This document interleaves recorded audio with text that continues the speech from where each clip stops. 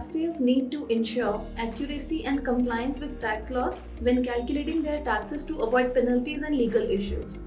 The tax declaration is a supporting document that assists both you and your employer. If you are unsure how to proceed, seek guidance. Hello everyone, I am Neha Midda from Team Webtel.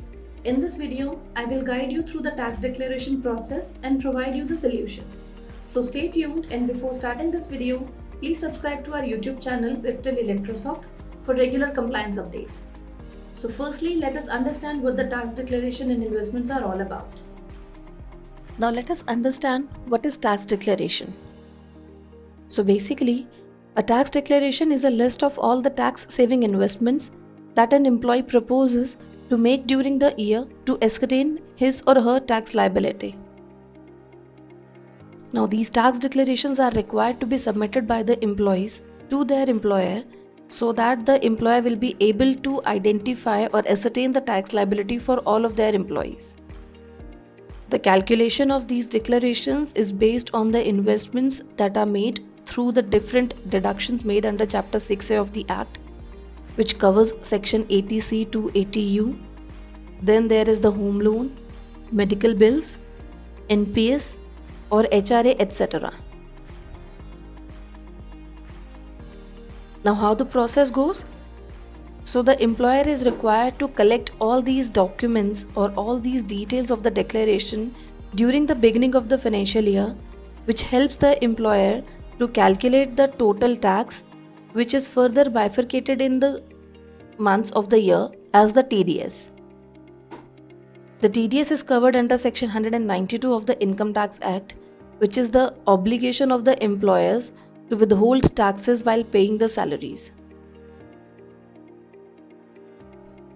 Now let us understand what are the investments that are covered for the tax declarations. So the first one we are considering over here is the home loan interest. For home loan interest, the employee is required to furnish the name, address and the PAN of the lender. Then there is a requirement to submit the provisional interest certificate also, which displays the total amount of principal and the total amount of interest payable or paid by the employee in that particular financial year. This provisional certificate the employee is required to obtain from the lending bank or the financial institution from where the loan has been sanctioned. Then there is the house rent allowance, whereby the employee can claim the house rent payable to the landlord. The details required in this section are the owner's name, address and the PAN details if the rental amount exceeds ₹1 lakh annually. Then there is the leave travel concession or leave travel allowance. The employee can claim this amount only if it is included in the salary package. Another important declaration is the medical premium or mediclaim premium. The premium paid towards the health insurance qualifies for the tax benefit under Section 80D of the Income Tax Act. Then there are some other kind of deductions. Deduction under Section 80C, which includes the premiums paid towards the life insurance policy or any investments made in the tax saving mutual funds may be claimed as the deduction. Then is Section 80CCD, which includes the amounts paid towards the National Pension Scheme or NPS. Then there is Section 80E, which includes the interest paid on the education loan. And if any donations are made towards the government or specified organization, mostly NGOs, then those kind of donations are covered under Section 80G. So these are the kind of deductions that are made by the employee, which can be used for the purpose of tax savings. Now let me take you to the HR Pearl software and show you how the employee is required to furnish the details of these declarations and how these are going to be considered while calculation of salaries and how they are going to be considered for the calculation of TDS. Now when we log into the ESS panel, this kind of ESS dashboard will be visible to the employees, using which the employee will be able to view the details of the leave balances available, the public holidays applicable, or any other details that is appearing on the left panel. As of now, we are on the employee dashboard. Then there is the employee profile, and similarly, while we will be filling up the tax declaration, the employee is required to go to the tax saving and click on to the investment declaration button. In here, firstly the employee is required to select the declaration button, then the financial year for which the details is going to be submitted. Now in here, these are the options of the declarations that the employee can fill in by himself or herself for the purpose of tax savings. Now let us say we are going to fill up the details of the rent paid. So while filling the details of the rent, the employee will have to firstly fill out the details of the total rent amount. As you can see, the amount have been mentioned, and when I click on to the other month, the system automatically assumes the same amount of rent to be paid in all of the months, and the total appears. Now because this total is below 1 lakh rupees, therefore no need of PAN card number of the landlord is required. Now if I am going to modify the rent amount from any of the month, say for example in the month of November, the employee's rent amount is going to vary. So I am mentioning the changed amount in the month of November, and when I click out of the box, the value is increased to 1 lakh and the option to enter the landlord information is visible. Unless the amount of rent is below the 1 lakh, this information is not required. But now when the information is required, then I'm going to fill out the details. As you can see, the landlord name is there, the PAN number is there, and the duration from which the details of the rent is going to be submitted. As in the current scenario, we are going to use the details from the April 2023. Therefore, I have selected the April 23 year. Then March 24 will be the last day. Then comes the address of the residential property where the employee is going to reside. Apart from that, if the location that you are staying in is a metro city, then you'll have to enable the checkboxes also. Now in any case, if for some months the employee was not residing in a metro city and after that he has shifted to the metro city, then you can select some of the months also. That totally depends upon the employee. So this is how you can fill out the details of your rent payments. Now when I click onto the saved successfully message will appear onto the screen. And in the previous screen, you will be able to view the total amount of rent that the employee has claimed. Moving forward, now let's say the employee is required to fill out the details of the medical insurance also or mediclaim also. So in that case, you'll have to fill out the details such as whether you are going to submit the details for self, for spouse, child or any of your parent. So you'll have to select that option. Whether the holder is a senior citizen or not, and the total amount of premium. Now the limit, as you can see up here, is mentioned that for senior citizen the amount is mentioned for 50,000 and for non-senior citizen it is 25,000.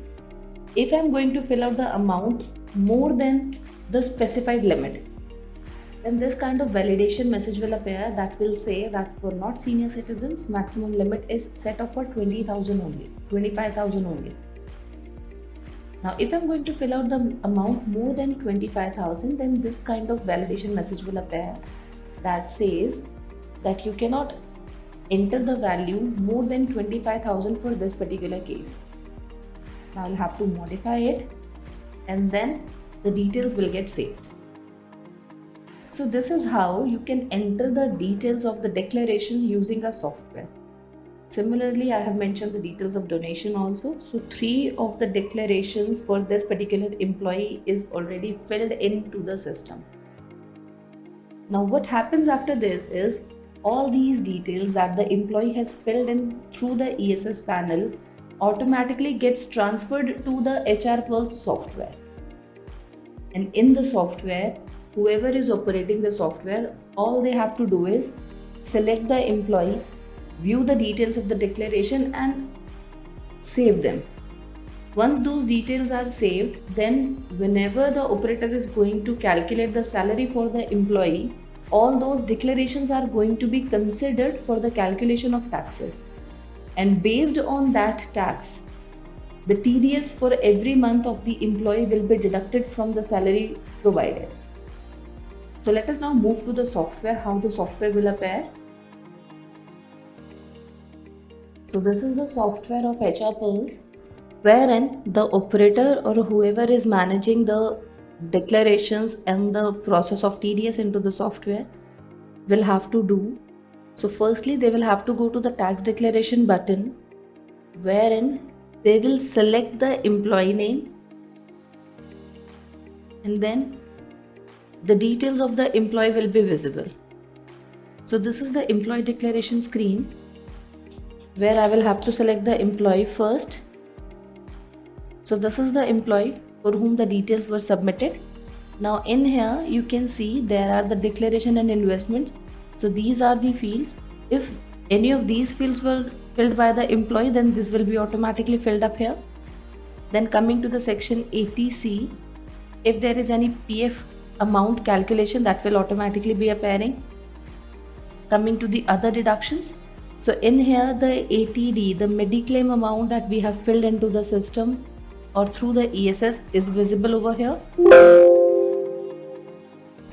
Then similarly is the ATG amount, the donation amount. Then comes the other declaration, wherein we have filled in the amount of the rental payments that the employee is making. The metro city is enabled.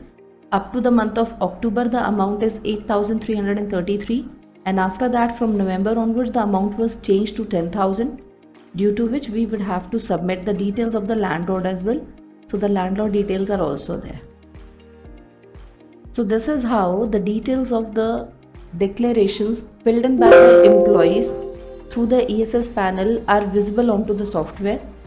Now what happens after that is, whenever the employee is going to process for the salary, if the attendance is saved and everything is done prior the salary process, then you will have to rerun the salary of the said employee, and while calculating the salary, the software automatically considers the declaration from the very beginning of the financial year up to the last month of the financial year, that is March. So in the March 2024, when the employee will be submitting the investment proofs for the said declarations, then only this investment button will be enabled, and then you will be calculating your salaries based on the investments. Until the month of March, the declarations are considered, and based on whichever the tax amount will be calculated will be divided into 12 months on an equal ratio, which will be reduced from the salaries of the employees in the name of TDS. I hope by now you would have understood how the tax declarations are going to be submitted and why the tax declarations are required to be filled in by the employees through the ESS panel to proceed for their tax calculations. I hope you have understood that individual and entities fulfill their legal obligations by declaring their income and investments. Taxpayers can take advantage of various deductions, exemptions, and rebates provided under the Income Tax Act to reduce their overall tax liability. Tax declaration is a crucial element of a responsible and transparent financial system. It benefits both the taxpayers and the government by ensuring fairness, compliance, and financial stability. Share this video with your friends and colleagues. If you find this video helpful, let us know in the comment section. Also, you can comment if you have any doubts. Give a thumbs up and subscribe to our YouTube channel. Next Tuesday, we will be coming up with another interesting video. Till then, stay safe and stay tuned with us for a better compliance and enterprise journey.